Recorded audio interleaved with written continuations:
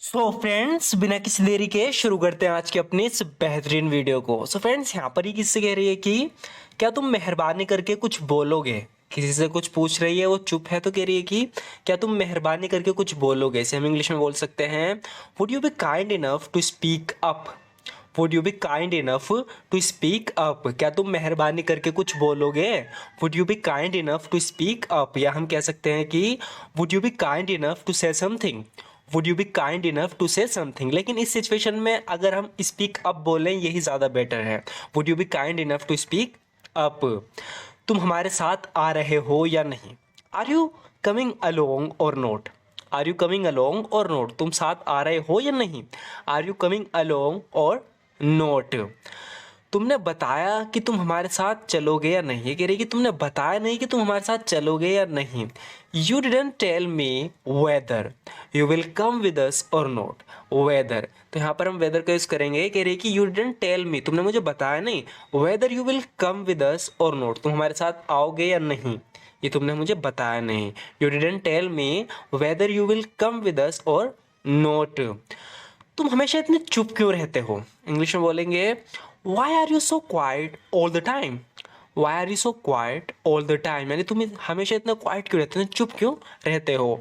Y are you so quiet all the time. तुमने कभी मुझसे खुलकर बात नहीं की। ये मैं पहले भी बता चुका हूँ, खुलकर बात करना यानी कि इससे ओपन अप हो जाना। तो यहाँ पर हम ओपन अप फ्रेजल का यूज करेंगे। ये रही कि तुमने कभी मुझसे खुलकर बात नहीं की। You have never opened up to me. You have never opened up to me, यानी तुम कभी मुझसे ओपन अप नहीं हो, कभी खुलकर बात नहीं की। You have never opened up to me, या हम ऐसे कह सकते हैं कि you have never spoken openly to me. You have never spoken openly to me, इसका मतलब है कि तुमने मुझसे कभी खुलकर बात नहीं की। You have never spoken openly to me. लेकिन इससे अच्छा यही है कि आप इस तरीके से बोलो, किसी ऐसी सिचुएशन में आपको बोलना पड़े, you have never opened up to me. खुलकर बोलो। अब जब हम किससे कहते हैं ना कि वो घबराता है बोलता, हम कहते हैं कि खुलकर बोलो, जो तुम्हें बोलना है बोल दो। तो इसके इंग्लिश में बोलेंगे, express your self freely. Express your self freely, यानी फ्रीली होगा, एक्सप्रेस करो खुद को, खुलकर बोलो। Express your self freely. क्या तुम मेहरबानी करके यहाँ से हटोगे। देखो, जब भी हम मेहरबानी करके बोलते हैं, हम कह सकते हैं कि काइंड इनफ का यूज़ कर सकते हैं, would you be kind enough. लेकिन यहाँ पर हम किसे मतलब इस तरीके से बात करते हैं कि सामने वाले को बुरा भी ना लगे, है ना। तो बहुत तरीके हैं इसे कहने के। कह रही कि क्या तुम मेहरबानी करके यहाँ से हटोगे।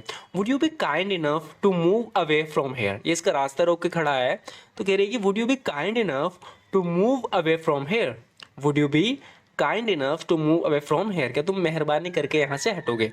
अब हम इसके दो एक तरीके और देखते हैं जिसमें कि सामने वाले को बुरा भी ना लगे, हम अपनी बात कहते हैं। हम कह सकते हैं कि could you kindly step aside from here. Could you kindly step aside from here, इसका मतलब है कि क्या तुम मेहरबानी करके, या इस तरीके से बोलना है कि सामने वालों को बुरा ना लगे। Could you kindly step aside from here, क्या तुम मेहरबानी करके यहाँ से हटोगे। या सबसे बेहतरीन तरीका हम कह सकते हैं कि would you mind moving away from hair please.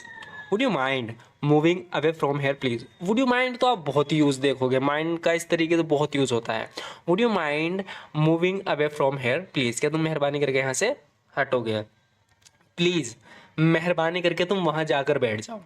हम कह सकते हैं कि please could you kindly go over there and take a seat.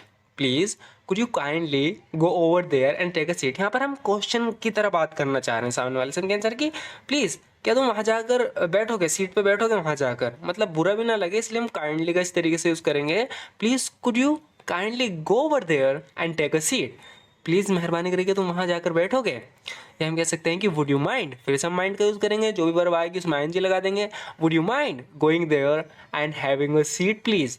Would you mind going there and having a seat please, क्या तुम मेहरबानी करके वहाँ जाकर बैठोगे, तुम्हें बुरा ना लगे तो क्या तुम वहाँ जाकर बैठ सकते हो अगर तुम्हें बुरा ना लगे। Would you mind going there and having a seat please. क्या तुम मुझे एक गिलास पानी ला के दोगी।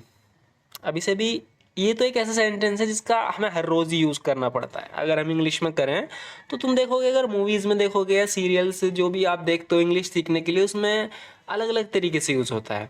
हम अपनी बात को कई तरीके से कह सकते हैं, खासकर ऐसी बात जो हम अपने घर में ज़्यादा यूज़ करते हैं अपनी डे टू डे लाइफ में, जैसे कि पानी लाने के लिए हम कहेंगे क्या तुम प्लीज़ एक गिलास पानी ला सकते हो। हम यहाँ पे बहुत प्यार से बात करते हैं सामने वाले से, तो हम बोलेंगे could you get me a glass of water, could you get me a glass of water, क्या तुम मुझे एक गिलास पानी ला दोगे, could you get me a glass of water. तो गेट का यूज़ होगा, या हम और थोड़ा हटके माइंड का यूज़ करेंगे, do you mind getting me a glass of water, do you mind. यहाँ पर हम कहना चाह रहे हैं कि अगर तुम्हें बुरा ना लगे, अगर तुम्हें एतराज़ ना हो तो तुम मुझे गिलास पानी ला दोगी। Do you mind getting me a glass of water, do you mind getting me a glass of water. ये सबसे बेहतरीन तरीका आप ऐसे कह सकोगे, I would appreciate it if you could get me a glass of water. यहाँ पर हम कहना चाह रहे हैं कि मैं अप्रिशिएट करूँगा, यानी मैं सराहना करूँगा, मुझे अच्छा लगेगा कि अगर तुम मुझे एक गिलास पानी ला दो। I would appreciate it if you could get me a glass of water, I would appreciate it if you could get me a glass of water. अगर इन तीनों में से सबसे ज़्यादा किसका यूज़ होता है, तो ज़्यादातर हम इसका करते हैं कि do you mind me getting a glass of water, या simply could you get me a glass of water. तीनों का ही यूज़ होता है। तुम्हें एतराज़ ना हो तो मैं यहाँ बैठ रहा हूँ, ये इसकी सीट है, यहाँ पर ये बैठी थी, ये थका हुआ है, तो कह रहा है कि तुम्हें एतराज़ ना हो तो यहाँ मैं बैठ रहा हूँ। अब एतराज़ के लिए हम बोलेंगे इफ़ यू डोंट माइंड, यानी अगर तुम माइंड ना करो, तुम्हें बुरा ना लगे, तुम्हें एतराज़ ना हो, जब भी हम बोलेंगे ऐसे बोलेंगे if you don't mind I am sitting here, if you don't mind I am sitting here. अगर तुम्हें एतराज़ ना हो तो मैं यहाँ बैठ रहा हूँ, if you don't mind I am sitting here. या कैसे कह सकती, if there are no objections I will be sitting here. अगर कोई ऑब्जेक्शन ना हो ना तुम्हारी तरफ से, तो I will be sitting here, मैं बैठ रहूँगा, यानी मैं बैठ रहा हूँ। If there are no objection I will be sitting here. आज का दिन मेरा बहुत थकान भरा रहा। अब इसे बोलने के कई तरीके हैं। हम कह सकते हैं कि I had a very tiring day today, I had a very tiring day today, यानी आज का मेरा दिन बहुत थकान भरा रहा।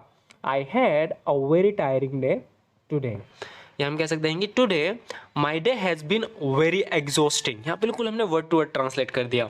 Today my day has been, यानी आज मेरा दिन रहा वेरी एग्जॉस्टिंग, बहुत ज़्यादा थका है। तो टायरिंग होता है, एग्जॉस्टिंग यानी बहुत ज़्यादा। Today my day has been very exhausting, आज का दिन मेरा बहुत ज़्यादा थकान भरा रहा। लेकिन इसका यूज़ बहुत कम करते हैं। सबसे ज़्यादा किसका यूज़ होगा, I had a very tiring day today, I had a very tiring day today, इसका ज़्यादा यूज़ होगा। या today my day has been very exhausting. So friends, आज की वीडियो में बस इतना ही। आपको ये वीडियो कैसी लगी ज़रूर बताना। वीडियो अच्छी लगी तो लाइक ज़रूर कर देना। अगर आप इस तरह की और भी वीडियोस देखना चाहते हो, क्योंकि एक बेहतरीन तरीका है अपनी इंग्लिश को इम्प्रूव करने का। अगर इस तरह की वीडियोस आप देखते रहे तो आप खुद ब खुद इंग्लिश को समझने लगोगे। एक दफ़ा समझने लगे तो धीरे धीरे बोलने भी लगोगे। इसमें टाइम लगता है, एक प्रोसेस होता है पूरा। तो अगर आप इसी तरीके से अपनी इंग्लिश को इम्प्रूव करना चाहते हो तो हमारे चैनल को जरूर सब्सक्राइब कर लेना, क्योंकि इस तरह की वीडियोस हम रेगुलर अपलोड करते हैं। सो वीडियो अच्छी लगी तो लाइक जरूर कर देना। Thank you so much for watching this video friends.